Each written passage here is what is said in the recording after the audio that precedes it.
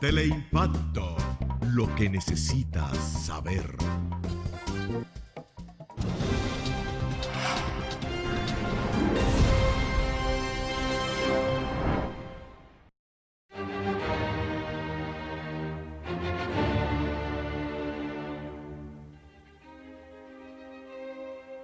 Saludos dominicanos en todo el territorio de la República.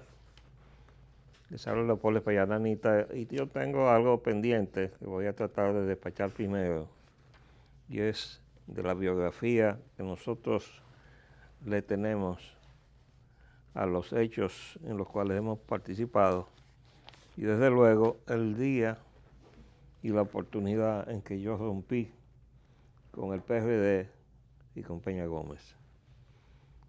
Es el tomo quinto de mis memorias.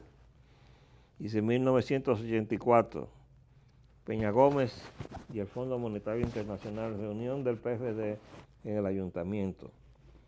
Dice, la noche del 5 de abril de 1984, los dirigentes del PRD llegamos tempranos a la sala de reuniones del Ayuntamiento del Distrito Nacional, situada en el segundo piso, llamados por Peña Gómez, entonces síndico municipal, a una reunión a las 8 p.m. a la cual estaban convocados los miembros de la Comisión Política y los presidentes de las cámaras del Congreso, sin que se conociera agenda alguna. Yo no pertenecía a la Comisión Política, no obstante mi posición de Director Nacional de Asuntos Técnicos y de Presidente del Consejo Nacional de Disciplina, en adición a la de miembro del Comité Ejecutivo, no porque no tuviera jerarquía para participar en el mismo. De hecho, las funciones a mi cargo lo ameritaban, pero el organismo lo había repartido Peña Gómez entre las tendencias, entre comillas, invención suya para permitir que los grupos económicos intervinieran en la política a través del PRD. Y yo no pertenecía a ninguna. Y además, porque Peña no se sentía cómodo con mi independencia de criterio divorciado de los suyos. De todos modos, había sido invitado a la reunión y ya me enteraría luego el porqué. Al llegar al salón, encontramos allí a un señor de aspecto extranjero que nadie sabía quién era. Estaban presentes Jacobo Magluta con sus seguidores, Stormy Reynoso, Felipa Gómez, Tony Raful, Freddy Clark. También estaban los seguidores de Jorge Blanco, José del Carmen Marcano, Fulgencio Espinal, Darío de Jesús, y los remanentes de la tendencia de Antonio Guzmán, Vicente Sánchez Baré, Vicente Castillo, Amadeo Lorenzo Ramírez, Maví, entre otros miembros del Comité Ejecutivo Nacional. Al poco rato llegó Peña Gómez y presentó al extraño. Era Julio González, jefe de la misión del Fondo Monetario Internacional, y el objetivo de la reunión era comprometer al Comité Ejecutivo Nacional del PRD en apoyar las gestiones que realizaba el gobierno de Jorge Blanco a instancias de Bernardo Vega, gobernador del Banco Central, para firmar un acuerdo stand-by con el Fondo Monetario Internacional. Levanté la mano y pedí el primer turno. Señalé que un partido como el PRD, que había enarbolado en 1965 el estandarte de defensa de nuestra soberanía contra una intervención militar extranjera, no la podía claudicar en una encerrona en aposento con el Fondo Monetario Internacional, en la cual se lesionaba la soberanía económica de la nación, base de aquella. Mientras yo intervenía, cuestionando la misión del Fondo Monetario Internacional y sus programas de ajuste, y Julio González escuchaba impertérrito, Peña se levantó momentáneamente de su asiento para atender una llamada telefónica, pero prontamente regresó y al escucharme hablar de soberanía, tomó la palabra para responderme, diciendo: después que nos gastamos alegremente el dinero de la deuda externa, aquí no se puede hablar de soberanía. Esa deuda debe pagarse. ¿Ustedes están oyendo?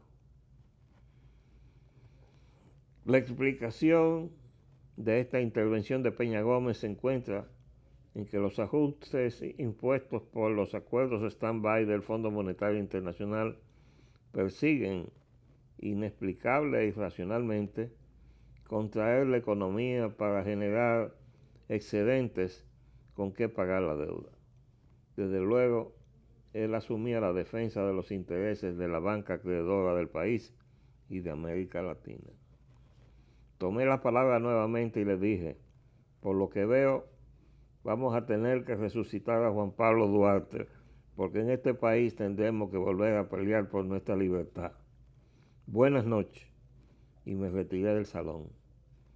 Tengo de testigos a todos los que aún quedan vivos de aquella memorable noche. Los antecedentes de esta sumisión a la banca acreedora del país están en los compromisos y negociaciones ocultas de Peña Gómez con los liberales de Washington en el contexto de la geopolítica y en el marco de una internacional socialista prostituida en manos de Felipe González, convertida en instrumento de la plutocracia.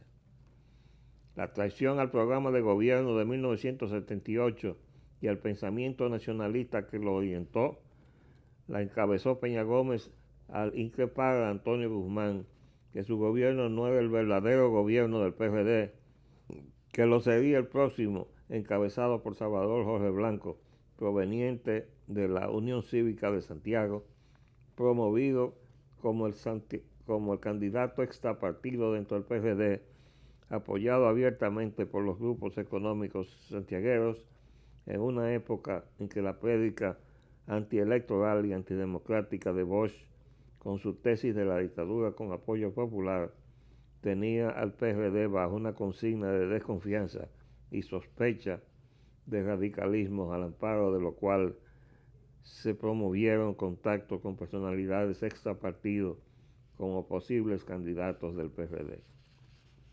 Cuando Jorge Blanco fue nominado a la candidatura presidencial, su programa de gobierno no lo realizó el Departamento Nacional de Asuntos Técnicos a mi cargo, sino que lo hizo fuera del PRD, un equipo bajo la dirección de Bernardo Vega, con el apoyo de Peña Gómez y Atuay de Camps.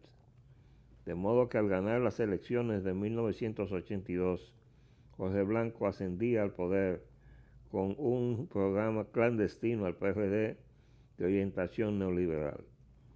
Lo desconocíamos los que institucionalmente teníamos esa responsabilidad y lo ignoraba Jacobo Magluta, que era el presidente del Senado.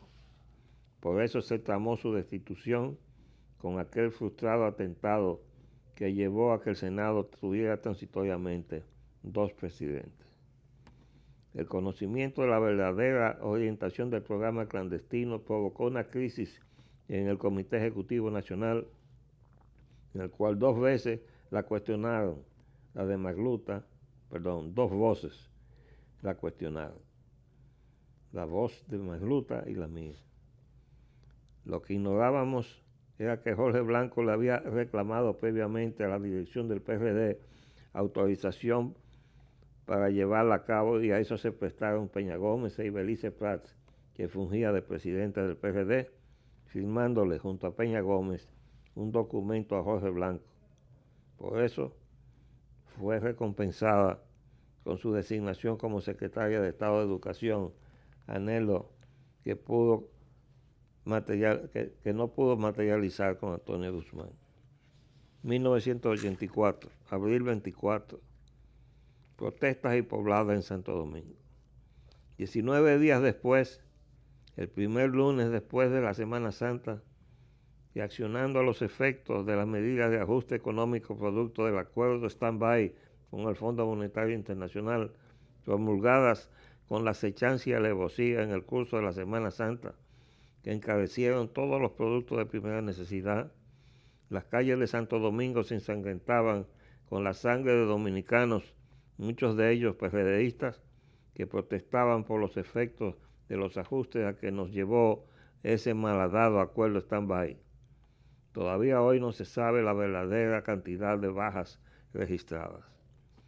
La reacción popular comenzó con una serie de protestas barriales que se centraron contra los negocios de expendio, colmados o pulperías que culminaron en el asalto de establecimientos particulares y puestos de expendio de Inespre.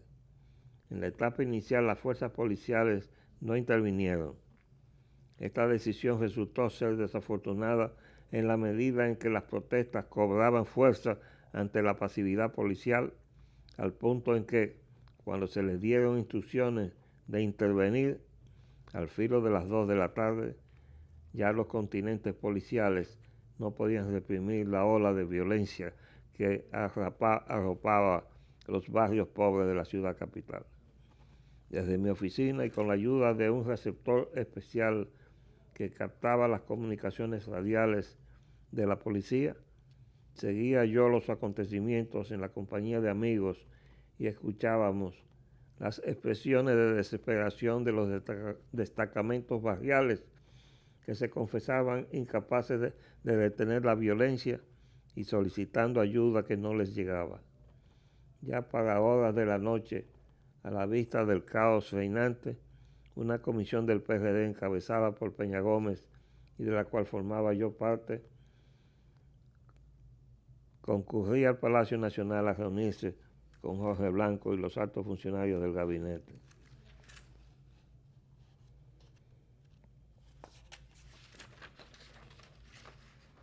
A quienes se cuestionó sobre las medidas a tomar para detener la anarquía que se extendía, poniendo en peligro al gobierno.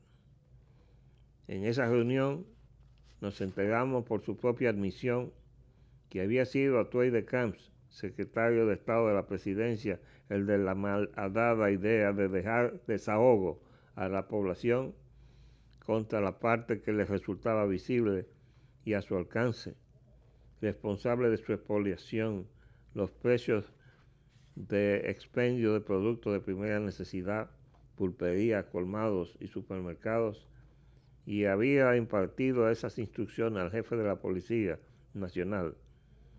El presidente Jorge Blanco ordenó entonces a las Fuerzas Armadas a ocupar la ciudad esa noche, de modo de disuadir y detener los saqueos y violencia generalizados. Como se sabe, la acción militar desembocó en una cantidad no determinada de muertos y heridos de bala, muchos de ellos PRDistas. Según el testimonio que recibí tiempo después del doctor José Joaquín Puello Herrera, que se encontraba fuera del país durante los acontecimientos, recibido a su vez del doctor Ney Arias Lora, notable neurocirujano, sus servicios fueron requeridos en la clínica Gómez Patiño, donde estaban siendo llevados los que tenían heridas de bala en la cabeza. Obviamente, parte de las tropas del ejército estaba disparando para matar, porque a la cabeza no se dispara para asustar. Mientras otros contingentes militares cumplieron su cometido sin ocasionar ninguna baja. De ello tengo el testimonio del general de brigada retirado Manuel Agustín Núñez Noguera, constitucionalista, quien tuvo a su cargo dirigir un contingente militar en un sector anarquizado de la ciudad capital, que me dijo que en su área no hubo ninguna baja porque él previamente reunió la tropa y le dijo: cuidado con el que me trae un muerto. Se hizo evidente entonces que al amparo del caos, sectores políticos adversos al PRD, contando con militares, aprovechaban el torpe manejo de la situación de Jorge Blanco y Atuey de Camps para tratar de hacer caer el gobierno. Se nos acabó el tiempo, llegamos tarde porque los agentes de AMED, esa es la contribución que le están haciendo a la ciudad.